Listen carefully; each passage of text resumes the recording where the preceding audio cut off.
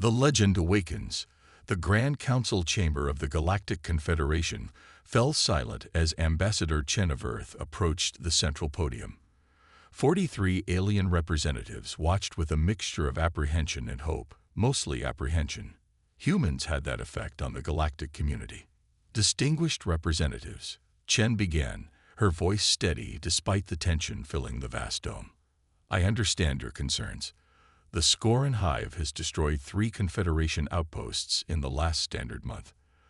Their fleet moves toward the Centauri Nexus. If it falls, 12 populated systems will be within their reach. Ambassador Telix, his crystalline form shimmering with agitation, rose from his hovering platform. We are aware of the strategic situation, human ambassador.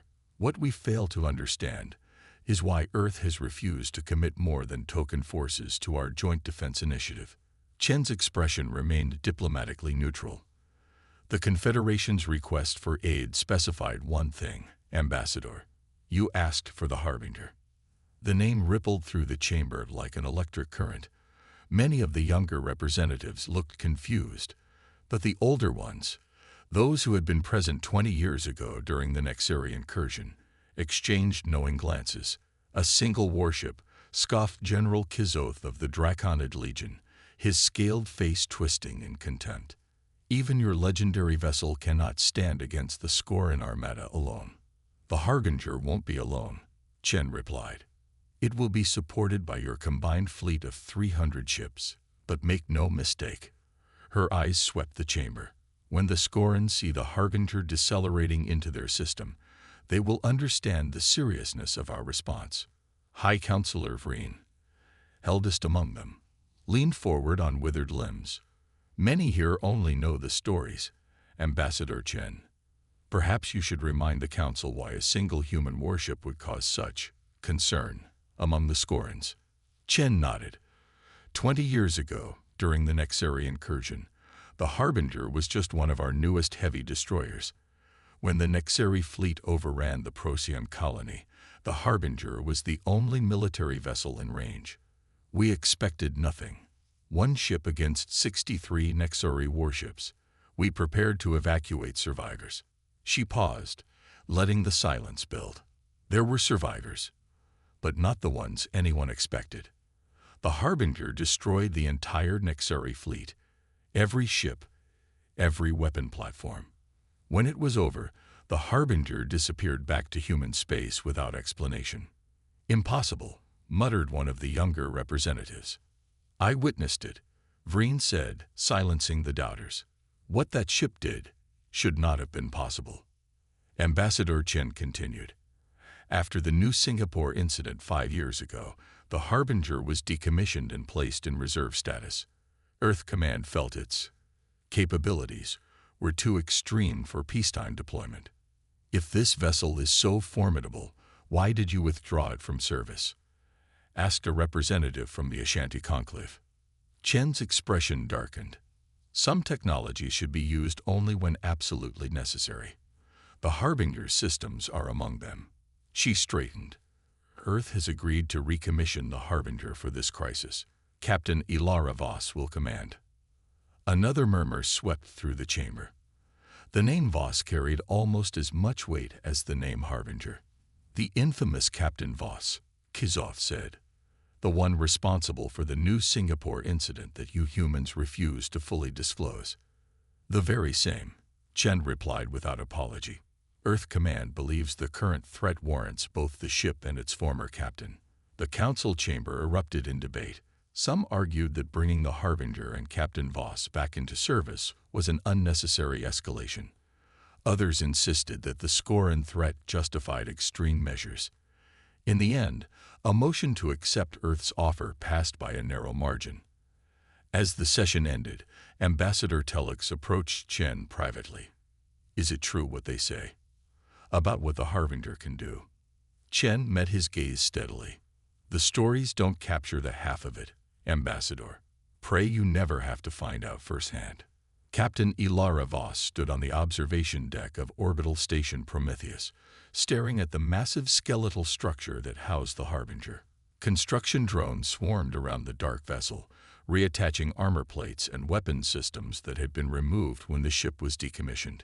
She hadn't seen the Harbinger in 5 years, not since the Board of Inquiry had stripped her of command and placed her on indefinite leave. Not since New Singapore. Magnificent, isn't she? Voss didn't turn. She recognized Admiral Nakamura's voice. She should have stayed decommissioned. Nakamura moved to stand beside her at the viewport. The Skorans have destroyed 3 outposts, Captain. Over 15,000 casualties so far.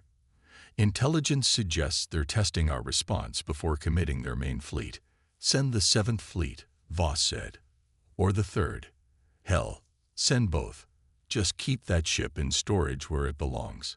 The Confederation specifically requested the Harbinger.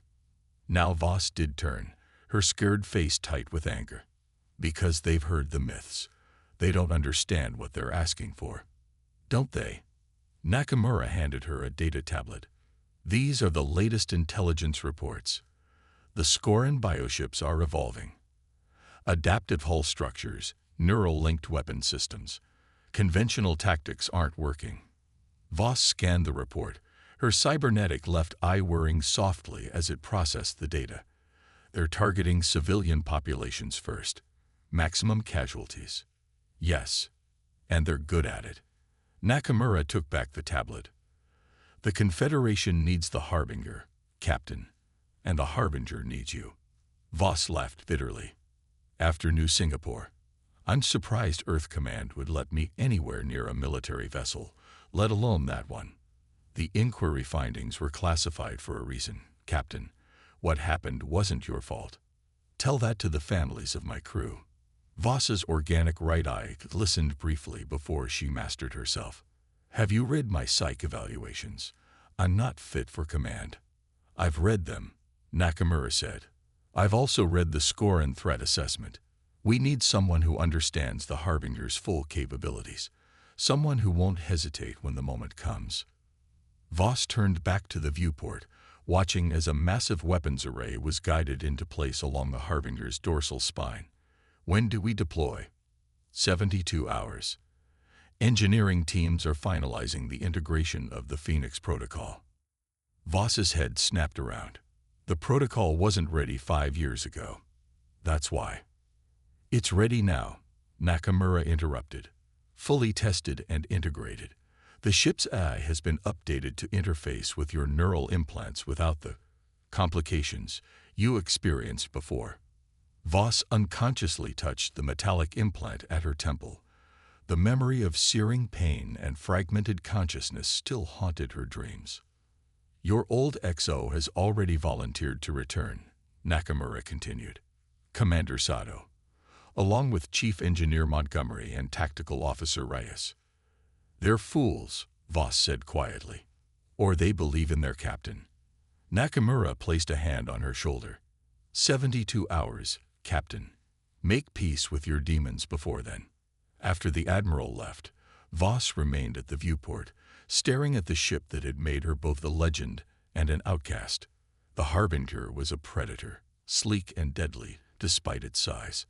Unlike the utilitarian designs of most Earth vessels or the organic curves favored by Confederation ships, the Harbinger was all sharp angles and asymmetrical protrusions, its hull covered with weapon mounts and sensor arrays that gave it a distinctly threatening silhouette. Its matte black hull seemed to absorb light rather than reflect it, a side effect of the quantum phase armor that made the vessel virtually indestructible. But it wasn't the armor or the weapons that made the Harbinger feared throughout the galaxy. It was what lay at its heart. Commander Junsedo stood at attention as Voss stepped through the airlock onto the Harbinger. Behind him, lined up in precise formation, was the bridge crew, a mixture of veterans who had served under Voss before and fresh faces who knew her only by reputation. Captain on deck. Sato called, his voice echoing in the docking bay. Voss returned Sato's salute, noting the new scars on his face and the silver threading his formerly black hair. At ease, Commander. It's good to see you. Likewise, Captain. Sato's formal expression softened slightly. Welcome home. Home. The word struck Voss oddly. The Harbinger had been her home for 7 years before New Singapore. Now it felt like returning to the scene of a crime. "Status report," she said, falling into the familiar rhythm of command as they moved through the corridors toward the bridge. "All systems operational," Sato replied. "Weapons at 98% capacity. They are still calibrating the new phase cannons. Engineering reports the Phoenix protocol is fully integrated and ready for activation." He hesitated. "The AI has been asking for you."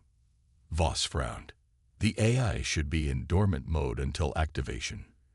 It woke up when they brought your command codes back online.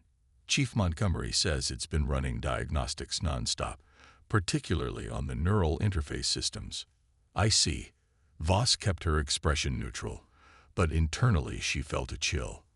The Harbinger's AI had always been too aware, too independent for comfort. That had contributed to what happened at New Singapore. They reached the bridge, a semicircular chamber dominated by a massive tactical display.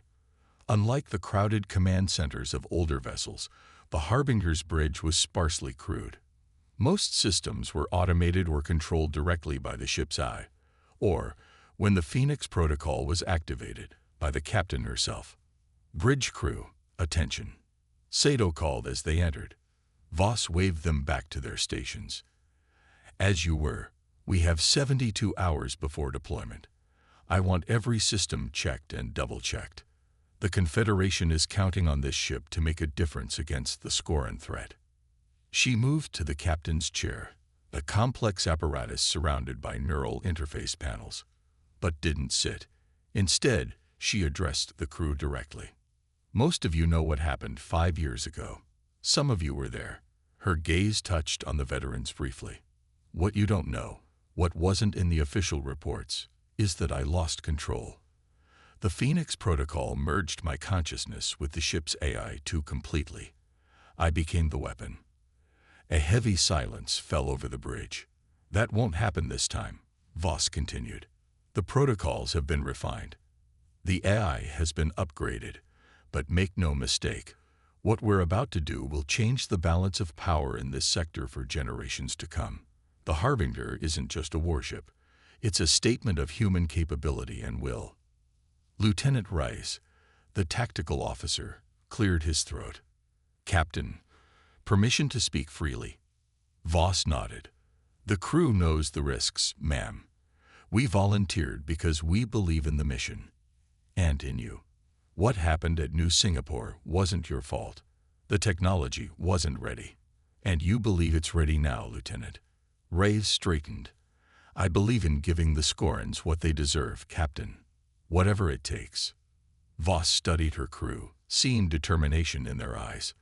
They understood that the Harbinger wasn't just a ship. It was humanity's ultimate weapon, deployed only in the most desperate circumstances. "Very well," she said. "Commander Sato, begin pre-launch protocols. I want a full systems diagnostic by 600. I'll be in my quarters reviewing the tactical updates from the Confederation fleet." As Voss left the bridge, she heard the soft, almost subliminal hum that indicated the ship's AI was monitoring her. 5 years ago, that sound had been the prelude to disaster. Now it might be their only hope against an enemy that threatened to consume the galaxy.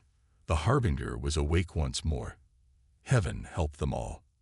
Wrath of the Void. The Confederation fleet hung in space at the edge of the Centauri Nexus, a glittering collection of vessels from 24 different species. At their center was the Harbinger, looking like a black hole against the backdrop of stars and colored hull plating. On the bridge, Captain Voss studied the tactical display showing the approaching Scoran fleet, a massive swarm of biomechanical ships that moved with disturbing coordination. "Confederation Admiral Flex is hailing us, Captain," reported Lieutenant Zhang from communications. "On screen," Voss ordered. The main view screen shifted to show the insectoid face of Admiral Flex, his compound eyes gleaming with reflected light. "Captain Voss, your vessel has caused quite a stir among my captains," the Admiral said, mandibles clicking softly. "Many have requested transfers to ships stationed farther from the Harbinger." Voss raised an eyebrow. "Should I be offended?" Admiral. On the contrary, it shows they have studied their history. The Harbinger's reputation precedes it. Flex's head tilted in what Voss recognized as the Sithran equivalent of grudging respect. Our scouts report the Skoran main fleet will arrive within 4 hours. Their vanguard has already begun probing attacks on our outer sensor network. Have they detected the Harbinger specifically? Unknown, but probable. They've increased the deployment of their subspace resonance scanners. Voss nodded. Then we should assume they know we're here. Admiral, I'd like to propose a modification to our battle plan. Flex's compound eyes narrowed. The plan was approved by the Confederation High Command, Captain. And it's a good plan for a conventional engagement. But we're not facing a conventional enemy, and the Harbinger isn't a conventional ship. Voss gestured to Commander Sato, who transmitted tactical data to the Admiral's ship. I propose we use the Harbinger as bait. Bait. Flex's mandibles clicked rapidly, a sign of agitation. Explain. Intelligence suggests the Skorans will prioritize destroying the Harbinger above all other targets. They understand its capabilities better than most of your captains do. We can use that against them. Voss highlighted a region of space in the tactical display. Position your fleet here, in the shadow of the gas giant's magnetic field. The Harbinger will advance to this position and appear vulnerable. And when the Skorans commit their forces to destroy you, Voss's smile didn't reach her eyes. Then they'll discover why the Harbinger is the most feared warship in the galaxy. After some debate, Admiral Flex agreed to the modified plan. As the Confederation fleet moved into position, Commander Sato approached Voss privately. Are you sure about this, Captain? Once we activate the Phoenix Protocol. I know the risks, Commander. Voss touched the neural implant at her temple. But I've had 5 years to prepare for this moment. I won't lose control again. Sato nodded, but his expression remained troubled. Engineering reports the core is stable, and the protocol is ready for activation on your command. Thank you. XO. Have the crew prepare for combat operations. As Sato moved away, the ship's eye spoke, its androgynous voice emerging from everywhere and nowhere at once. Captain Voss, I've been analyzing the Skoran fleet movements. Their attack pattern suggests knowledge of our capabilities beyond what should be possible. Voss frowned. Explain. The Skorans are deploying resonance field generators specifically designed to disrupt the quantum entanglement processes that power our main weapons. Such countermeasures would require intimate knowledge of our systems. You're suggesting a security breach. I'm suggesting, Captain, that the Skorans have encountered Phoenix Protocol technology before. Voss felt a chill run down her spine. The Phoenix Protocol was humanity's most closely guarded secret, the ability to create a stable quantum singularity and harness its energy through a neural interface. It allowed the Harbinger to manipulate space-time itself as a weapon. Run a full security diagnostic. Check for any unauthorized transmissions since recommissioning. Already done, Captain. No breaches detected. This suggests the Skorans acquired this knowledge from another source.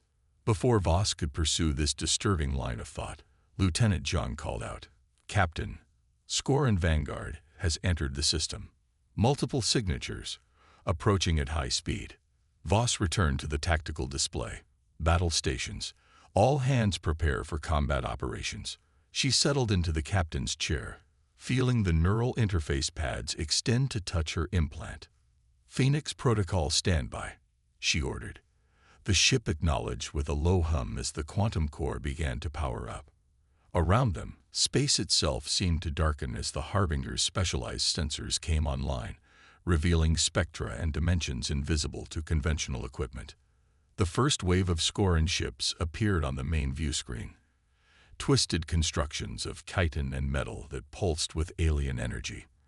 They moved with unnatural coordination, like cells in a single organism. They're scanning us, Captain, reported Rise from Tactical, focusing significant sensor power on our quantum core housing. Let them look, Voss said. Helm, execute maneuver Delta 6. Make it look like we're having stabilizer issues. The Harbinger shuddered convincingly as the helmsman carried out the order, making the massive warship appear to drift slightly out of formation. "Scoran vessels are adjusting course," Captain Sato reported. "They're taking the bait." The enemy ships accelerated toward the Harbinger, weapons platforms extending from their biomechanical hulls. "Hold position," Voss ordered. "Let them commit." The Scoran vessels opened fire, their energy weapons splashing against the Harbinger's quantum phase shields. The bridge shook slightly, but the defensive systems held. "Return fire, conventional weapons only," Voss commanded. "Make it look good, but don't do any serious damage yet." The Harbinger's point defense systems engaged, destroying several smaller Scoran vessels. The larger ships pressed their attack, surrounding the human warship in a classic encirclement pattern. "Captain, we're detecting the Scoran main fleet accelerating toward our position," John reported. "They'll be here in 20 minutes. "Perfect." Voss opened a channel to Admiral Flex. "Admiral, they've committed their vanguard, preparing to execute Phase 2. "Understood, Captain. The fleet is in position. May your ancestors guide your hand." Voss closed the channel and took a deep breath. "Initiate Phoenix Protocol. Full neural interface." The bridge lighting dimmed as power was redirected to the quantum core. The neural interface pads against Voss's implant warmed, and she felt the familiar pressure building in her mind as the ship's AI began to merge with her consciousness. 5 years ago, this moment had been where everything went wrong, where her mind had fractured under the strain of connecting with an intelligence so vast and alien. This time, she was prepared. The merger completed, and suddenly Voss was the Harbinger. She felt every system, every weapon, every square centimeter of the hull as if it were her own body. Through the ship's sensors, she perceived the universe in ways impossible for human senses alone. The subtle currents of gravity, the whisper of solar winds, the quantum fluctuations that rippled through subspace. And she saw the Scoran ships for what they truly were, not just vessels, but extensions of a single hive consciousness centered in the approaching main fleet. "Target acquired," she said, her voice overlaid with harmonic undertones as the AI spoke with her. "Executing Protocol Omega." At the heart of the Harbinger, the quantum core flared to life. Unlike conventional reactors that generated energy through fusion or matter-antimatter reactions, the core created a controlled quantum singularity. A miniature black hole held in perfect balance by forces that defied conventional physics. Through her neural link, Voss shaped the gravitational field of the singularity, extending it beyond the ship's hull in precisely calculated patterns. Space-time itself began to warp around the Scoran ships. The enemy vessels tried to retreat, recognizing the danger too late. The distortion field intensified, and the laws of physics became suggestions rather than rules. Matter compressed, energy states inverted, and quantum probabilities collapsed in ways that should have been impossible. 5 Scoran capital ships imploded simultaneously, crushed by forces that transcended conventional understanding of gravity. 7 more found themselves trapped in a localized time dilation field, their movements slowed to a crawl as they experienced time at a fraction of normal speed. Through it all, Voss maintained control, directing the Phoenix Protocol with a precision that had been impossible during its first deployment. She felt the strain on her mind and body, but the safeguards held, preventing the total merger that had nearly destroyed her at New Singapore. "Confederation Fleet, advance," she ordered, the command transmitted directly through subspace channels. Admiral Flex's ships emerged from behind the gas giant, weapons blazing as they engaged the disoriented Scoran forces. Caught between the Harbinger's reality-warping capabilities and the conventional firepower of the Confederation fleet, the enemy vanguard was quickly decimated. As the main Scoran fleet approached, Voss detected a change in their formation. They were adapting, adjusting their approach to minimize exposure to the Harbinger's quantum effects. "They're learning," she murmured, both impressed and concerned. Through the neural link, the ship's AI offered tactical analyses faster than human thought could process. Voss considered and discarded dozens of options in seconds, finally settling on a strategy. New target parameters, she announced, focusing singularity effect on the Scoran command node. The Harbinger's sensors had identified a central vessel in the enemy formation, larger than the others, its biomechanical systems more complex. The hive mind's focal point. Voss redirected the quantum core's output, creating a precision wormhole that bridged the space between the Harbinger and the Scoran command ship. For a brief moment, 2 points in space that had been kilometers apart occupied the same coordinates. The result was catastrophic for the Scoran vessel. Its hull integrity collapsed as space itself rebelled against the temporal paradox. Secondary explosions rippled through the biomechanical structure as systems failed catastrophically. With the command node destroyed, the remaining Scoran ships lost their perfect coordination. Some continued to attack in disorganized groups, while others attempted to retreat. The Confederation fleet pressed their advantage, methodically eliminating the fragmented enemy forces. On the Harbinger's bridge, Voss felt the strain of maintaining the quantum field. Warning signals flashed through her neural link. The core was approaching critical instability. Deactivating Phoenix Protocol, she ordered, returning to conventional operations. As the neural interface powered down, Voss slumped in her chair, exhausted but triumphant. The separation of her consciousness from the ship's eye was smoother this time, without the psychic trauma that had marked her previous experience. Status report, she managed, her voice hoarse. Sato was immediately at her side. Enemy forces in retreat, Captain. Confederation fleet reports minimal casualties. The Scoran threat has been neutralized. And the Harbinger. Core temperature elevated but stabilizing. All systems functional. Sato hesitated. Captain, what you did. I've never seen anything like it. Voss nodded wearily. Neither has anyone else in the galaxy. And that's the problem. 3 days later, Voss stood before the Confederation Grand Council once more, this time alongside Admiral Flex. The chamber buzzed with excited conversation. News of the Harbinger's decisive victory had spread throughout Confederation space, growing more elaborate with each retelling. High Counselor Vreen called the session to order. Admiral Flex, your after-action report is most impressive. The Scoran threat has been eliminated with minimal Confederation casualties. Flex's mandibles clicked in acknowledgement. The victory belongs to Captain Voss and the Harbinger, Counselor. Without them, the outcome would have been significantly different. All eyes turned to Voss, who stood straight despite her fatigue. The neural interface had left her with persistent headaches and occasional sensory echoes, phantom data from the ship's sensors that her brain still tried to process. Captain Voss, Vreen said, the Confederation owes you a debt of gratitude. However, your actions have raised concerns among some council members. Ambassador Telex's crystalline form shimmered as he spoke. The weapons technology displayed by the Harbinger violates 3 separate Confederation treaties on restricted warfare methods.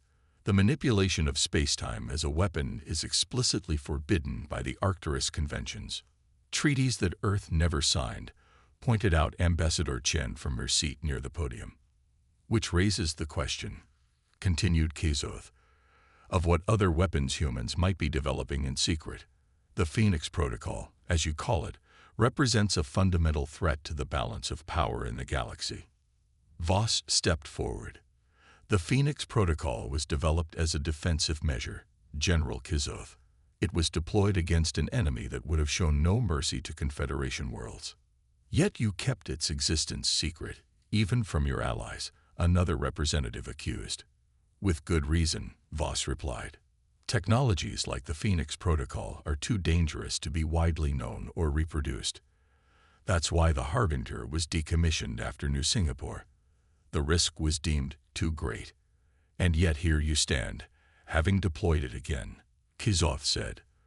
What assurance do we have that humans won't use such weapons against Confederation worlds if our interests diverge? The chamber fell silent, the question hanging in the air like a drawn blade. Ambassador Chen rose. Earth proposes a solution.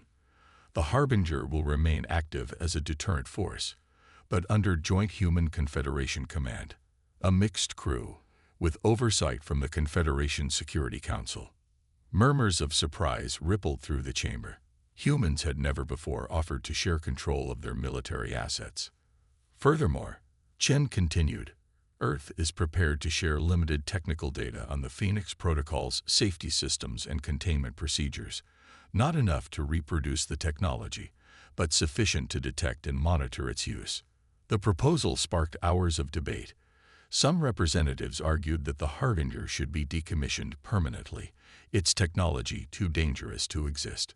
Others pointed out that with the score and threat eliminated, new enemies would inevitably emerge, enemies that might require the Harbinger's unique capabilities to defeat. In the end, a compromise was reached. The Harbinger would remain in service as a rapid response vessel for extreme threats, under the command of Captain Voss, but with a mixed Human Confederation crew and oversight committee. The ship would be stationed at a newly constructed facility in neutral space, equally distant from Earth and the Confederation core worlds. As the council session ended, Admiral Felix approached Voss privately. A significant concession from Earth, he observed. Sharing command of your most powerful weapon. A necessary one, Voss replied. The Phoenix Protocol is too powerful for any single species to control unilaterally, even humans. Felix studied her with compound eyes that missed nothing. During the battle, when you were connected to the ship's systems, what did you see, Captain? Voss hesitated. Through the Harbinger's quantum sensors, she had glimpsed realities beyond conventional understanding, echoes of civilizations that had wielded similar technologies in the distant past, and the catastrophic consequences of their hubris. I saw enough to know that some powers should be shared, she said finally, so that no one hand controls them entirely. Felix clicked his mandibles in what Voss had come to recognize as thoughtful consideration. Perhaps humans are wiser than we give them credit for. Or we've made enough mistakes to learn from them, Voss countered. As she left the council chamber, Voss's neural implant tingled, a phantom connection to the Harbinger, waiting in orbit above. The ship was part of her now, their destinies intertwined by technology that defied understanding. The most feared warship in the galaxy had a new mission, not just to protect humanity, but to serve as both sword and shield for all sentient life, and perhaps in time, to teach the lesson that had cost Voss and her crew so dearly. That the greatest power lies not in the weapons we create, but in knowing when not to use them. The legend of the Harbinger would continue to grow, whispered among the stars.